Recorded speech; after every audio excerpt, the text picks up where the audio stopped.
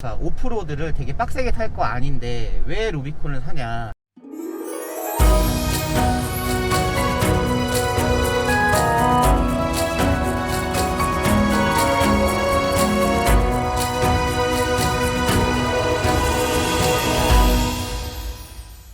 안녕하세요 여러분, 이고캠프입니다. 오늘은 일부에서 했던 연비 편의성 이런 부분들 이외에 실제로 주행시 문제가 될 부분들 또는 좀 불편한 부분들을 한번 찍어보려고 카메라를 켰습니다. 실제로 뭐 핸들 유격이라든가 사이드 미러의 그 시야 각, 주행시 소음 순서별로 찍을 거고요.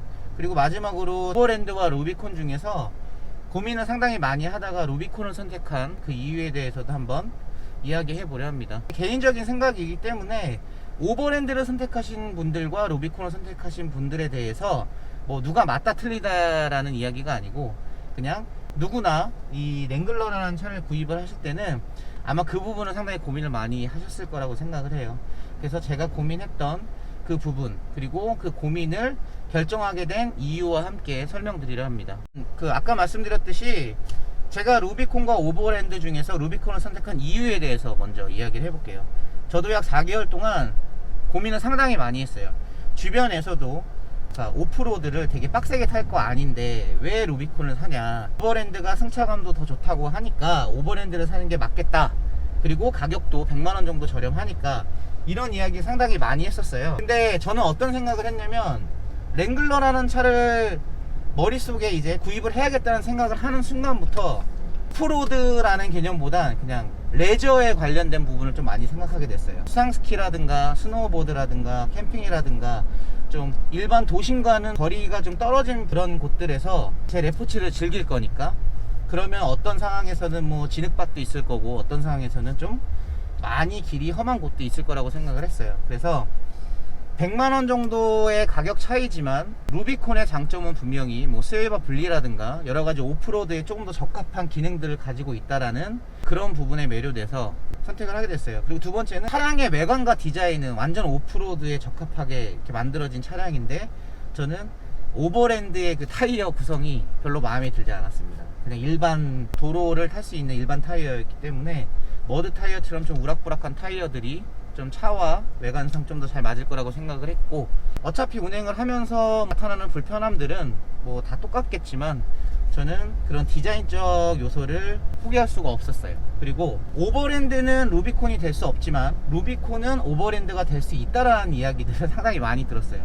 그러니까 제가 도로 주행이 많으면 타이어를 AT 타이어라고 해서 조금 머드 타이어보다는 좀 덜 터프하게 생겼지만 그런 타이어로 변경했을 때 오버랜드와 동일한 승차감이 난다라는 이야기를 들었고, 예를 들어서 오버랜드도 원래 그런 타이어가 있으니까 그럼 루비콘처럼 머드 타이어 끼면 되지, 이런 얘기 많이 들었는데 중요한 거는 그런다고 해서 스웨이바 분리라든가 오프로드에 좀 더 특화된 기능들을 추가할 수는 없다라는 거죠.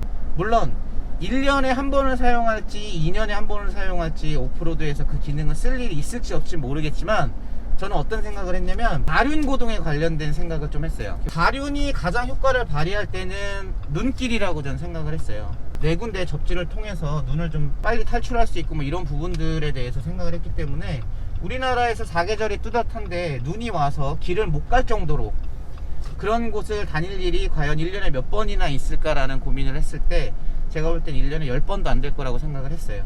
근데도 불구하고 가륜을 선택하는 이유와 제가 루비콘을 선택했던 이유와 거의 비슷한 것 같아요.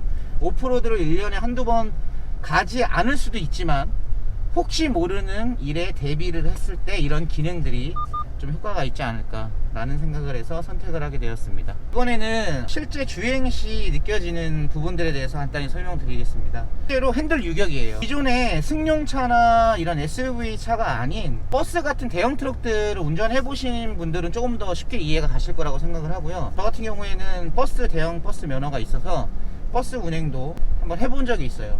그 느낌 그대로예요. 그게 무슨 얘기냐면 60km 이하 저속일 때는 차이를 느끼질 못해요. 동일하게 핸들도 안정감 있고 좋은데 고속도로 주행 시 80km가 넘어가면 핸들이 많이 조향을 해줘야 돼요. 그러니까 예를 들어서 직선거리에서 노면이 굉장히 반듯한 곳에서 일반 차량들은 핸들을 이렇게 놓으면 어느 정도는, 물론 그런 위험해서 그렇게 하시면 안 되겠지만 어느 정도는 핸들이 자리를 잡고 가줘요. 근데 루비콘은 끊임없이 계속 조향을 해줘야 돼요. 조금이라도 핸들이 움직이면 조향이 바뀌기 때문에 핸들에서 끊임없는 조향이 필요하다라는 거, 이게 아마 흔히들 말씀하시는 핸들 유격이라고 저는 생각을 하거든요. 그러니까 이런 부분들도 뭐 핸들샥이라든가 사제 핸들샥을 달아서 좀 수정을 할 수 있는 부분도 있다고 하더라고요. 근데 저는 아직은 그렇게 하지 않고 있는 이유가 핸들샥을 달았을 때 보증이 또 안 된다고 하더라고요. 그래서 저는 일단은 더 적응해서 타기로 했어요. 두 번째는 사이더 미러의 시야각이에요. 보시는 것처럼 한번 보시겠어요? 네. 사이드 미러가 상당히 큰데도 불구하고 사각지대가 상당히 많아요. 그래서 저도 이 루비콘을 운전하면서 좌우 신경을 더 많이 쓰게 됐는데, 그래서 대부분의 이렇게 루비콘 오너들이 앞에 그 본네트 쪽 앞쪽에다가 보조 미러를 다시는 경우들이 있더라고요. 그래서 사이드 미러에 대한 부분들은 뭐 광각으로 바꾸시던 아니면 그런 방법을 해서 선택을 하시면 차선 변경이나 이동 시에도 조금 더 안전하게 하실 수 있을 것 같습니다. 그 부분은 직접 운전을 해보신 분들께서 아마 많이 공감이 가실 거라고 생각하고요. 직접 운전을 해보시면서 느껴보시면 좋을 것 같습니다. 이번에는 루비콘 JL 모델이 2.0 터보잖아요. 그래서 엑셀을 밟았을 때 치고 나가는 느낌, 추진력이라고 해야 될까요? 치고 나가는 느낌을 한번 보여드리도록 할게요. 이게 터보렉이 좀 있거든요. 그래서 한번 그 부분을 보여드리도록 하겠습니다. 한번 비춰주세요. 네, 지금 보면 이 정도 속도에서 제가 풀악셀을 쭉 밟았을 때 이런 느낌이에요. 네, 그러니까 약 한 1초 정도 렉이 좀 생겨요. 네, 물론 뭐 오프로드 차량을 가지고 뭐 풀악셀로 이렇게 주행하실 일은 없겠지만 이 정도 느낌. 그러니까 오프로드 차량의 특성화돼서 그런지 몰라도 루비콘 차량은 굉장히 무거운 느낌이 나요. 엑셀레이터를 밟았을 때 상당히 무거운 느낌인데, 다른 차를 피해서 가거나 뭐 이렇게 해서 다른 차로 추월하거나 이럴 때 엑셀을 최대한 밟았을 때 이 정도의 렉이 생긴다는 걸 알아주셨으면 좋겠고요. 발끝으로 느껴지는 그 가속감은 되게 무뎌요. 가속감은 무디고 무겁고. 네, 그래서 제가 볼 때는 그냥 일반 주행에도 한 80에서 110km 사이로 다니시기에는 크게 문제 없을 거라고 생각합니다. 이번에는 주행시 소음에 대해서 한번 찍어 볼게요. 제가 지금 마이크를 달아놨는데 그 소음이 정확히 들어올지 모르겠습니다. 한번 들어보시면 좋을 것 같고요.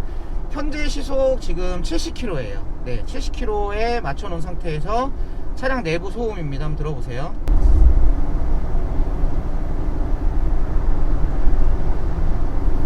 잘 들리시는지 모르겠는데 이렇게 노면 소음이 좀 많아요. 70km에.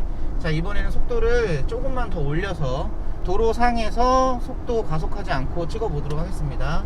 자, 이번에는 90km입니다. 90km에 맞춰서 지금 소음입니다. 들어보세요.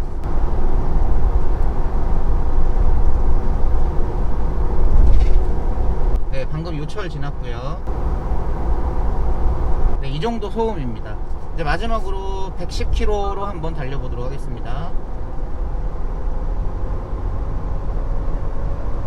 네, 현재 110km 정도의 속도예요. 한번 들어보세요.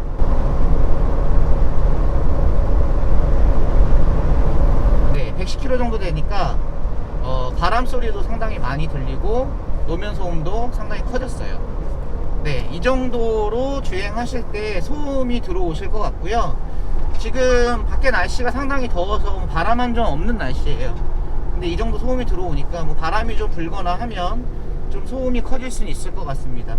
차량 전문 리뷰어가 아닌 일반 오너가 간단하게 설명드렸던 리뷰였고요.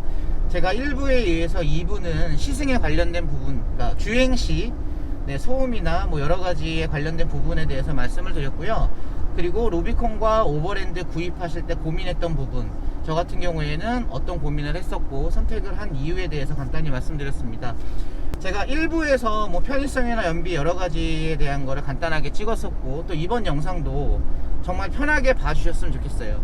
그러니까 뭐 어느 한쪽으로 치우치지 않고, 저야 물론 뭐 루비콘을 구입했으니까 루비콘 쪽으로 많이 치우쳐졌겠지만, 시청자분들께서는 그냥 쟤는 저러니까 저거 샀구나 라고만 생각해 주시면 될 것 같고, 뭐 오버랜드를 선택하시던 루비콘을 선택하시던 그건 이제 본인들의 의사에 따라서 구입을 하시면 어느 차든 정말 이쁘고 멋진 차니까 만족하실 거라고 생각합니다. 네, 그리고 마지막으로 제가 항상 뭐 캠핑 영상이나 이렇게 루비콘에 관련된 영상들을 자주 만들어 볼 테니까 꼭 좀 구독과 좋아요 눌러 주시고요. 그리고 앞으로 또 다양한 영상으로 찾아뵙도록 하겠습니다. 시청해 주셔서 감사합니다.